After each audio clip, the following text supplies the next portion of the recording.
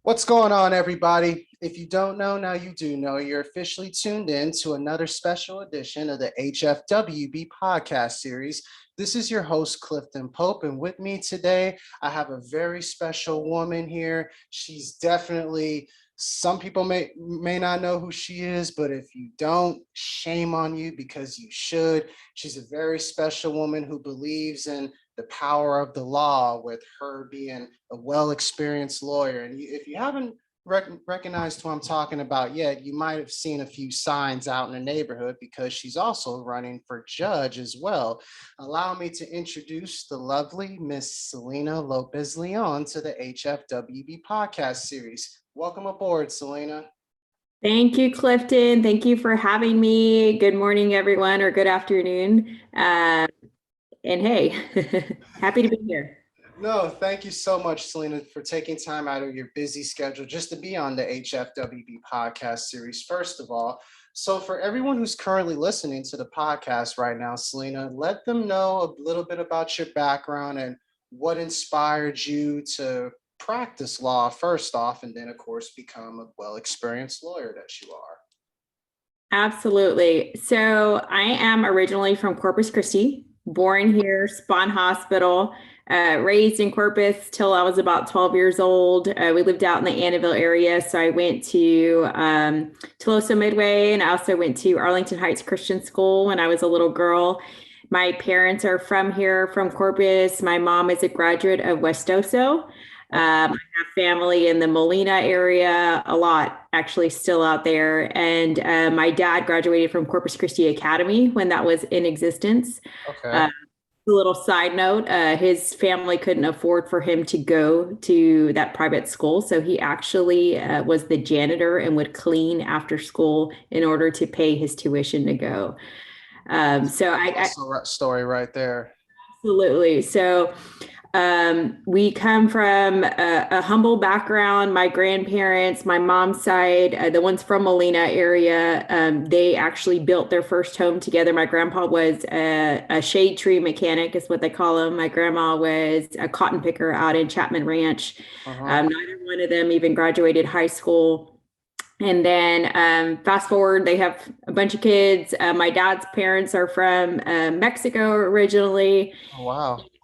Yeah, so they when I went to college, I was a first generation college student along with my siblings. Congratulations. That's beautiful, beautiful. They instilled in us the value of education and just made us very well aware that we had the opportunity to get up there and grow and be in these kind of positions. Just opening our eyes to the fact that we could do that. And it wasn't, they didn't have the finances to send us to school. I mean, it really was like scholarships and financial aid and whatnot, but just giving us the opportunity to know that we could do it. And they pushed us to do it. So I can't call myself a first generation college student anymore because my dad actually went and got his degrees after we got ours, which was pretty cool. He graduated from Del Mar and University of the Incarnate Word, and he has a master's now, which is pretty neat. Yes. But yeah, so I went up to school here till till I was 12, and then my dad got transferred with his job to Houston. So I graduated from a high school over there called Friendswood. And then as soon as I completed high school, they moved back down to Corpus. So able to come back home every, holidays and whatnot. I went to Texas Tech University, where I actually have a bachelor's in music performance. I was a flute player. Well, I still am. I just haven't picked it up in a while. But yeah, that's when you play the flute. Yeah. Okay. So that's kind of what made me happy. And I guess at that age, you think about, what do I love? And that was what I passion and what you love truly. Yeah. And then, but it's funny, as I started to grow as a person in college, I started thinking more globally about not just about myself, what makes me happy, but what makes me happy and how can I help others and what do I have a passion for? Right. I've always had a heart for helping people. And So naturally going into the legal field was something that, I thought this is a way that I can make a difference. And when I figured that out in my head about going to law school, I was already a junior in college. So I just finished out my degree. I didn't want to change. It doesn't matter what your undergrad is in, you have to take your LSAT and prep for college, actually, or for law school rather. I got a master's degree also in higher education administration. And then I went on to get my law degree from the University of Missouri. Um, they have a really cool study abroad program in South Africa. So that kind of drew me over there, and I toured it and I loved it, and it felt like home. So I always knew that I'd come back and work in Texas. And I got a job right out of law school down here in Corpus Christi for a prominent criminal defense lawyer. And the rest is history, I guess. And I like how you ended it with that transition as far as criminal defense lawyer, because for those who are listening, a lot of people may not realize this. You've been heavily involved in practicing criminal defense for quite some time, like maybe 10 plus years, you would say, or something like that. Yeah. So the whole time I've been a litigator for 12 years. And 12 years. Wow. when I say the word litigator, not all attorneys are in the courtroom. Some attorneys do more paperwork or kind of office type jobs. Type thing. Right, for sure. And I'm one I like to be in the courtroom arguing cases. And so that's a litigator is somebody who represents individuals or companies or whatnot on cases that have been filed in the courtroom. So you're in court. And so that's what I do. And I started out, and I have been in criminal defense. It's my passion, what I love. I feel like that's the best way to make an impact and help people. And it's the most rewarding and fulfilling for me as an attorney. I can imagine, because a lot of people would say they would try to like prosecute the criminal or something like that, but in your case, you're actually trying to show, hey, even though he did bad things, this criminal, he also has a good side, and we need to recognize it. And I feel like that's what you, of course, in due time over the last few years and stuff, that you dedicated your passion towards, like, I want to see the good in you, even though you've done so bad, because everybody has a little bit of good in them. Is that something that you truly believe in, which influences your overall practice in criminal defense? Or where does that originate, and where does that spark come from? I would say you hit the nail on the head about saying everybody's got some good in them. I think almost 100% of the time that's true. I have, that's kind of how I view people and look at them, even if it's somebody who may have done something bad. When you think about it and you take a step back and look at everything as a whole, when you're helping these individuals, you're helping the community and you're helping society, because their action, it's a domino effect. They're going to they affect their family. They affect, if there's a victim associated with the case, the victim, their family, the community. And if we can help individuals who commit crimes learn how to either change their ways or cope, find coping mechanisms or get treatment or help, whatever it is that they may need, and we can address that, we can help our entire community and keep our community safe. So when people look at situations and think, how can you defend this individual, or that you're like pro crime or something like that. That's not it at all. Like, everybody, whether you're representing the plaintiff or defendant, or you're a prosecutor or whatever, everybody's goal should be the same, and that's to achieve justice. And sometimes that requires sending the person to prison. Sometimes that's necessary. Other times it's not. Maybe that person has a drug problem, or maybe they need mental health treatment. And you have to be able to balance the necessity for what they need with protecting society. Yes, it's kind of like I read in a book one time that talks about the system of America.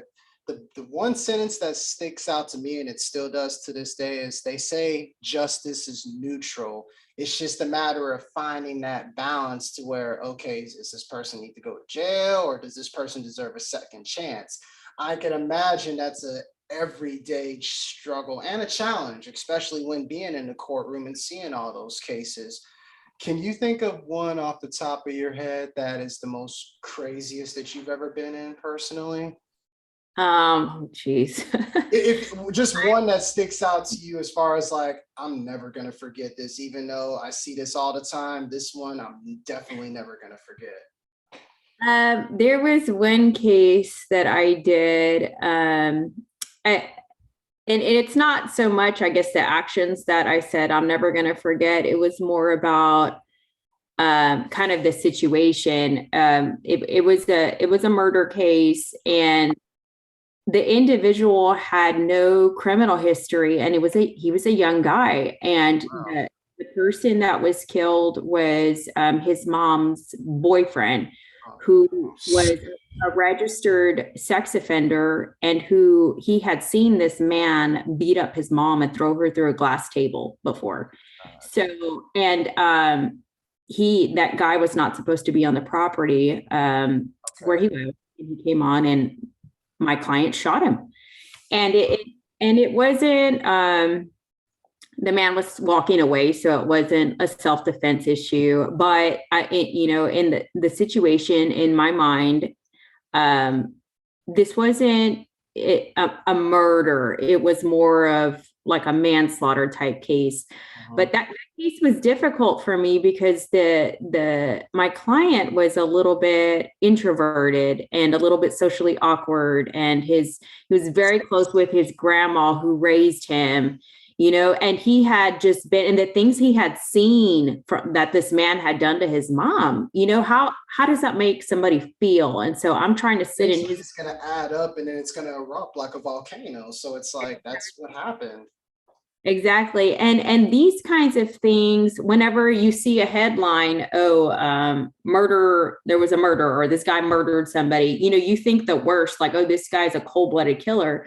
But then when you go back and you look at the actual situational facts, it may not excuse the behavior, and nobody deserves to be killed. But it's imperative that you look and see the background of what occurred, in order to, before you make up your mind and decide what's the best outcome here. And that particular time when I went to trial, we went to trial in his case. That same week, I had a big landmark case that I had to argue in the Texas Supreme Court in Austin, and against the Deputy Solicitor General. And I had to argue that case in the middle of my murder trial because I was 8.5 months pregnant, and the court had wanted me to try this case before I went on leave. So I had to do that trial, like literally pick a jury, start evidence, go home, drive to Austin, argue in Austin the next day against this like incredibly smart Solicitor General, um, drive back home, and then continue the murder case the next day. And on top of being at 8.5 months pregnant, I had a cold. And when you're sick and you're that pregnant, like you can't take anything. And I'm over here trying to save this guy who's charged with murder. And on top of that, he told me if he got more than X number of years as an outcome, he was going to kill himself in jail. So I'm literally trying to save his life. Like that's pressuring on me. And that's the kind of idea, just so you can get an idea of the kind of pressure sometimes that you feel in defending these individuals. This isn't about money. This is about somebody's life, and criminal cases in general are about people's lives and livelihoods. That's why I think it's so important that whoever we have sitting on the bench has got to be experienced in criminal law. You have to have the experience, because a district court judge, the cases that you hear in district court are felony grade offenses, which are cases where you can send someone to prison. Right. And also some family law cases, divorce, and a little bit of other civil law. But the primary focus of like the contested matters that you're going to be hearing primarily are criminal in nature. Most of those other family law and other types of cases, you will hear those as well, but a lot of them end up going to mediation or settling or coming to some sort of agreement. So you have to be well versed in criminal law, because this isn't a game you're playing. This isn't, This is an individual's life and freedom that you have in the power of your hands, and you got to utilize it with responsibility. Exactly. And that's how I've treated all of my cases that I work on. I take them very seriously, because you have to look at the repercussions and how they're going to affect the individuals involved. I also have civil litigation experience. I've done civil law and worked at a civil law firm for about 5 years now as well. I do some contract work still for a civil attorney. So I've got both sides of experience, and I think that's imperative and it's important. Dedication, experience, and ambition is the 3 best words that come to mind based on everything you just said, Selena. And I'm just in awe of it. I'm just like, wow, your whole story doing that, even while being 8.5 months pregnant, if that doesn't say dedication within itself for those who are listening right now, I don't know what else is. And for those who are currently listening and just heard this whole entire story, you should be inspired by that. And when you're having a bad day, you should replay this part of the episode over and over again. But I know you mentioned the 117th district court and everything, and how, of course, you're running for judge. And for those who are watching it right now on YouTube, I have one of Selena's shirts up right here. So please let her know you need a shirt. Let her know your size and everything. And she will set you up just like how she set myself up, which leads to me asking this question personally for you, Selena. What made you want to make the transition from lawyer to judge? And what do you feel like you will bring to the table for those who are listening if you are elected? Sure. So when I think about a judge, it's almost like there's not one particular quality that you have to have. I feel like it's a combination of several. You've got to be qualified. You have to have the heart for the position and to really be a public servant. That's the top. You have to do that. That's a priority. You have to have that innate want and passion for it, to help people. And then you almost have to be a particular, have a particular kind of personality, or be a certain kind of person that's approachable, but also people respect and they trust. And throughout my life, even being a younger child, I've always been a leader. Somebody who, if I join an organization, I can literally sit there and think in my head, okay, I'm going to be the president of this group. This is what I want to do. And then I go and I do it. And not because I feel like I'm entitled to that or anything like that. It's just that I feel it in me that's what I'm supposed to do. Right. And kind of the way I feel about this position, about running for judge.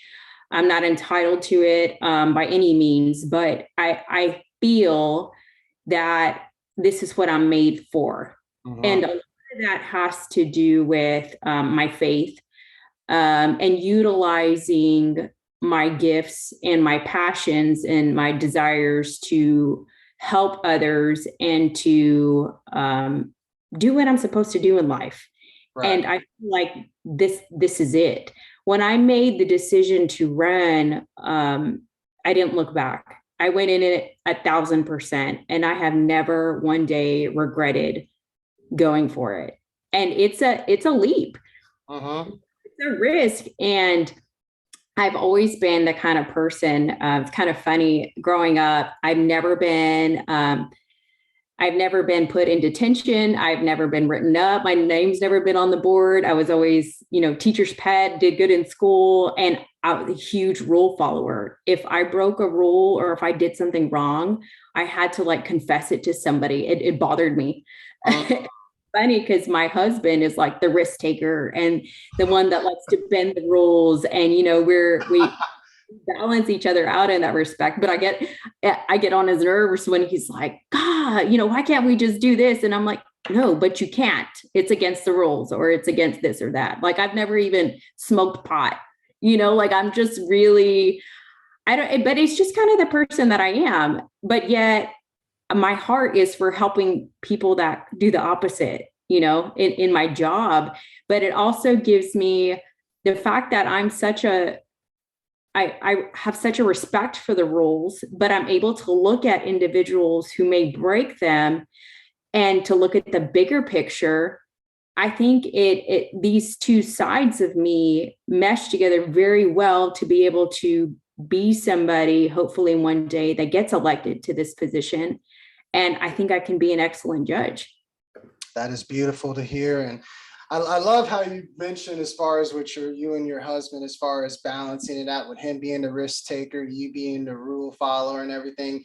It's beautiful how all that cancels out and everything. And it kind of inspires you in a way to want to be in the position as far as you running for judge. And I honestly do hope that you do eventually get into that position, because you're a wonderful person, Selena. You really are. From the conversations we've had and meeting you for the first time at the NAACP event, I knew it was like you're a special person, and you're truly ambitious, because every time I look at my Facebook feed, I see you at another event on this, like you're a true go-getter, and you shouldn't continue to inspire others to do the same as well. My last kind of question that I have for you before I kind of start to wrap everything up a little bit, what would be your 3 key pieces of advice for anyone who's listening and who wants to inspire to go into the practice of law? Your 3 go-to key pieces of advice off the top of your head. Number 1, go for it. Just get out there and do it. If this is something you want to do, take a practical look at it and think, okay, what steps are necessary to get there, and write them down. If you need to go get your degree first, you have to have a bachelor's degree. Then take your LSAT, get into law school. If you don't get in the first time, pick yourself up and try it again.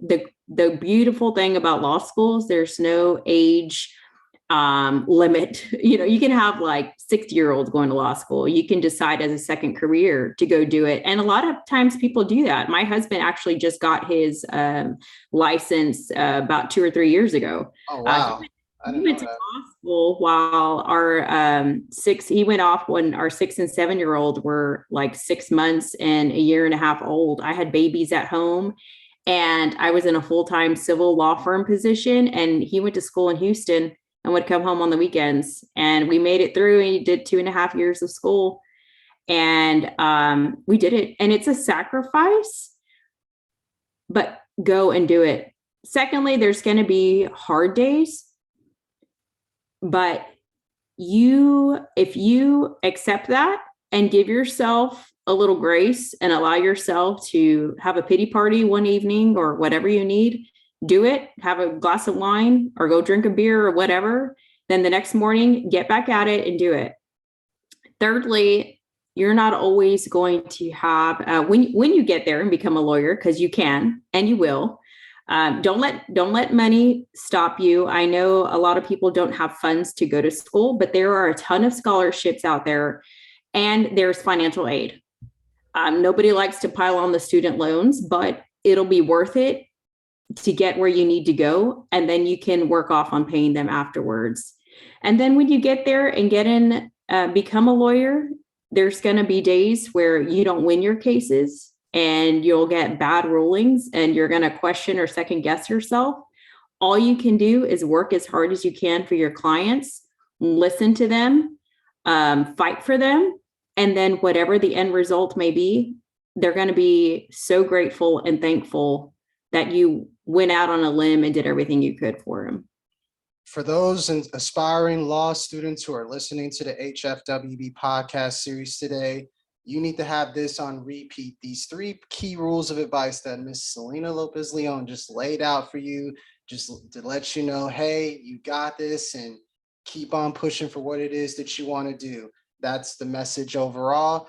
But now, as I begin to wrap up this interview, Miss Selena, I just have 3 quick questions, 3 to 4 maybe, as far as what I've been asking everybody. The first question that I have for you, what is the first thing you do or think of every single day that you wake up, and what is your personal morning routine? Oh, that's a good question. Okay, so usually when I wake up, I go to the gym. Okay. I work out like at 5 in the morning, and when everyone's asleep, I sneak up.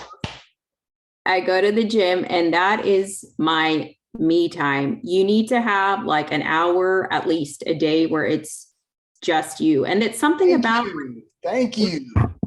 when I'm working out, my mind, it's not thinking about all these other random things about what I Right. need to do. Even when I'm like taking a shower or doing things where you should be relaxing, you're always thinking about what do I need to do? What's due tomorrow? Who do I need to call? Yes. And Yes. and doing my workout is the only time that I don't think about that stuff. I literally am just thinking about working out. So that's kind of my peace of mind, and it helps me physically to feel better. And then I come home, get the kids up, get them ready for the bus, get on and go to school. So that's kind of what I do in the morning, but you gotta take some me time. If that's, reflection time, reading, I may require you to wake up a little bit earlier so you can have a quiet house, but it's totally worth it. I love how you gave that answer because I take, whenever I'm working out personally, that's my me time. That's my therapy. I have my music on in the background and I just feel like nothing else can bother you. And it's just something about that that just helps you even grow and overcome the hard times and everything. It helps you become a better person down the road, definitely. So I Yeah. also admire that you get up at 5 in the morning to work out. I'm not exactly there yet, but I will eventually get there, and you inspired me to do that for down the road, definitely. But my next question for you, Selena, is what is health and wealth in your own words, your own personal definition? So for me, health and wealth are not particular goals in my mind as far as being a particular weight or having so much money or whatnot. Okay. It's about being comfortable, or the goal is getting to a point where you're comfortable in your health, and that you feel good, Uh-huh. you're energized, you're able to care for your family and your loved ones and have time for yourself and energy, and you focus on yourself, because that's super important, I think. I And it's hard agree. to do as a mom and as a parent, or if you have other obligations, but you got to make yourself a priority, because if you Right. don't feel good, you're not going to be able to work well and help others.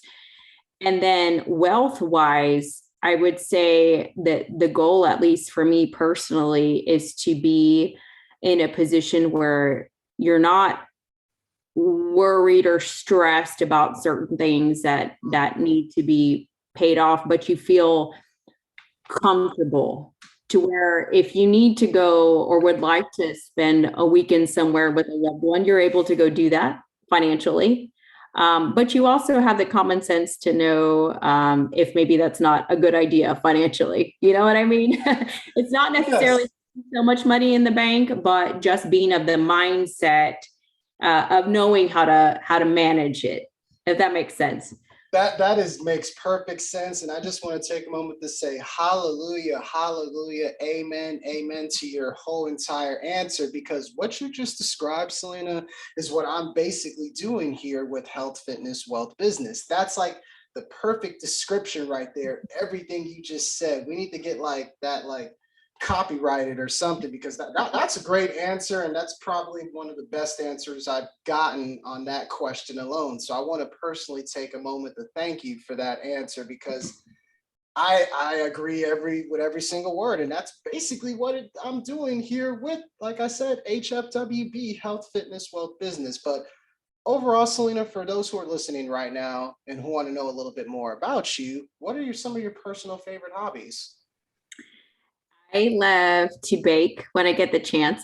I like to so my mom and I used to make cakes, like decorate them for events and whatnot. We don't do it anymore because it would take like an entire day, and then we'd end up doing it for free or whatever, just for fun. Uh-huh. But I do it for my kids for their birthdays. I like to make them their own little theme cake and make them feel special. But overall, just when I get downtime, I like to just spend time with my family, and we don't even have to be out doing really anything. Could be just sitting on the couch with like all of them piled on me. We have 4 kids. Okay.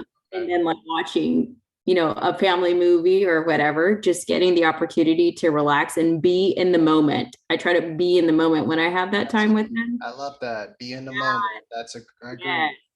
Yes, and it's been a little bit more challenging to do while I've been campaigning and having to post anything and everything and be on top of my emails and whatnot. But I'm really trying to be purposeful about setting that time aside to just be in the moment with them.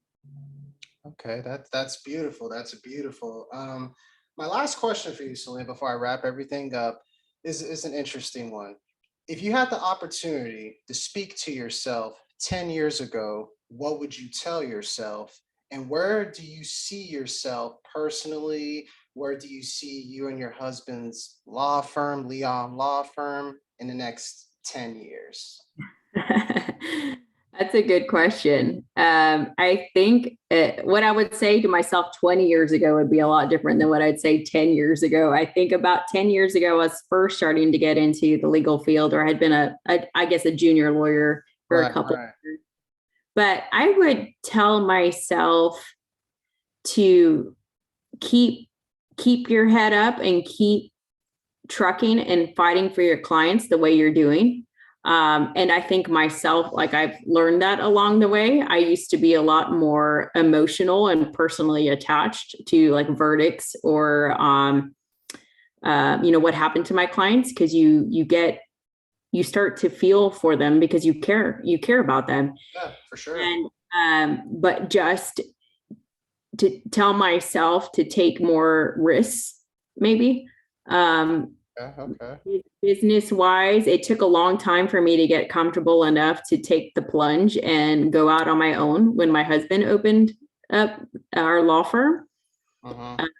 I'm very, I stress, I'm the stressor, and he's the, oh, just quit your job. He's the one that says stuff like that. And no, we've got 4 kids and a mortgage. I can't just quit my job. But, the way things panned out whenever I went with him and we opened our own firm, I need to have more faith that things are going to work out. And I wish I could tell myself that back then, to just have faith, go for it and do it and take the risks. I'm very grateful for the opportunities I had and where I worked coming up until now and going to my own firm. So I wouldn't give that up, but, and then don't worry so much. I think I tell myself that don't worry so much or stress so much. As far as where we're going to be in 10 years, hopefully I'll be sitting in a courtroom on the bench somewhere. I think I will be. If I don't win this go around, I hope to be able to get back up and try for the next open seat or next opportunity, even if it's not an open seat, who knows? But get up there and do it. And it's hard and it's time consuming, but you know what? I have had the best time meeting so many people and organizations and groups and getting to know my community, which I wouldn't have had the opportunity to do or have something to push me to go meet everyone had I not jumped on and decided to run. So, and I think our business, I think my husband is a hustler. So I think our business in 10 years will be great. I need to have more faith and trust in him too, that with his hustling, he hasn't failed me yet. So That's a great explanation. Great explanation. Now, for those who are looking to get more in contact with you, stay in touch with you as far as what you're doing, of course, for yourself, you and your husband's law firm, your overall campaign, where can they contact Miss Celina Lopez Leon for those who are listening right now? So people can follow me on Facebook at the handle Selena for Judge, and it's Selena with a Celina, or they can become friends with me on my personal Facebook page, which is just my name, Celina Lopez Leon. You can message me anytime. You can also email me at selenaforjudge@gmail.com or check out my website at selenaforjudge.com. And I am absolutely open to having coffee or lunch or people who are thinking about going to law school. It doesn't have to be campaign related. I'd be more than happy to do what I can to help. You heard it here first on the HFWB podcast, y'all. Miss Celina Lopez Leon is here to help at the end of the day. And that's what I feel like will help us grow and help us empower the community just more. It's just extending that helping hand. Just, hey, I got you. I can help you out if you need to, because it's those words of encouragements and those actions alone that can make a difference in the community. So I just want to thank you so much, Ms. Selena, for just taking time out of your busy day just to be on the HFWB podcast series. It's truly an honor. You got my support. And most importantly, when is the voting start and everything for the campaign for those who are listening? I'm glad you asked. I was just about to interrupt you and put that in here. So early voting starts on Valentine's Day, February 14th through the 25th. And there's various early voting locations. The main one is the courthouse, but there's also some other big places that are listed on the NUECES County Clerk website. There's quite a few locations. If you don't get to vote during early voting, go on election day is March 1st. And this is the primary election, and I am on the Democratic primary ballot. So you will only see my name if you go and you vote on the Democratic ballot. They'll ask you, are you voting on the Democratic ticket or Republican? So you can only choose one when you go to vote for primaries. And if you choose Democrat, I'll be on there. I'm the first person listed, 117th District Court.